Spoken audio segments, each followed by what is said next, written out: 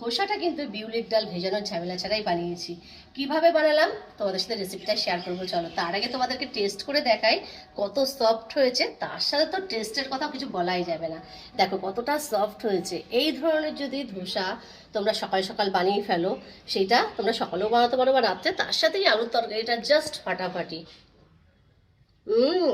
Super tasty আর healthy breakfast বানানোর জন্য এখানে আমি গোবিন্দভোগ চাল নিয়েছি। গোবিন্দভোগ চালটা আমি 1 ঘন্টা আগে ভিজিয়ে রেখেছিলাম, 1 কাপ গোবিন্দভোগ চাল। তার সাথে একটা কাঁচা আলু নিয়েছি, আলুটাকে কেটে টুকরো করে নিয়ে মিক্সিং জারে আলু আর চালটাকে একসাথে দিয়ে মিহি পেস্ট তৈরি করে নেবো।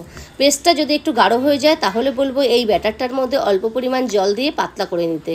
আর এর মধ্যে কিছুই যাবে না, শুধু যাবে স্বাদ অনুযায়ী নুন। ভালো করে ব্যাটারটাকে গুলে নিয়ে গ্যাসের মধ্যে একটা আমি প্যান বসিয়ে দিয়েছি, গরম করে নিয়ে একটু অয়েল ব্রাশ করে এক এক করে ধোসাগুলো বানিয়ে নেবো।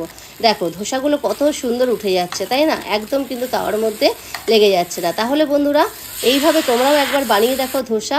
রাতের ডিনারে হালকা কিছু খেতে ইচ্ছা করছে, আর তার সাথে যদি খাবারটা কিন্তু প্রচণ্ডই হেলদি, তোমরা অবশ্যই বানিয়ে খেতে পারো। আর এই ধোসার সাথে আমি সার্ভ করার জন্য বানিয়েছি আলুর তরকারি। আলুর তরকারির রেসিপিটা শেয়ার করে দিচ্ছি, ছোট্ট করে দেখে নাও। এখানে কড়াই সরষের তেল গরম করে নিয়ে পেঁয়াজ কুচি, কাঁচা লঙ্কা কুচি দিয়ে ভালো করে ভেজে নিয়ে দিয়ে দেবো ফোড়নে সর্ষে, আর এখানে কিছুটা কারি পাতা দিয়ে দিচ্ছি, দিয়ে আবারও ভেজে নেব।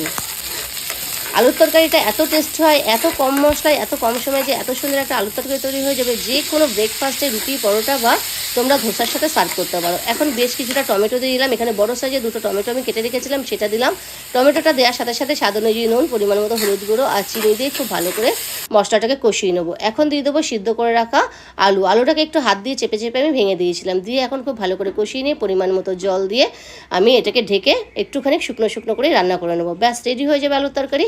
এখন সার্ভ করে দেবো কলা পাতায় ধোসা, তার সাথে এই সুপার টেস্টি আলুর তরকারিটা। তোমাদের রেসিপি দেখে ভালো লাগলে কিন্তু অবশ্যই পেজটাকে ফলো করে দিই, পাশে থেকে যারা ইউটিউব থেকে দেখছো চ্যানেলটা সাবস্ক্রাইব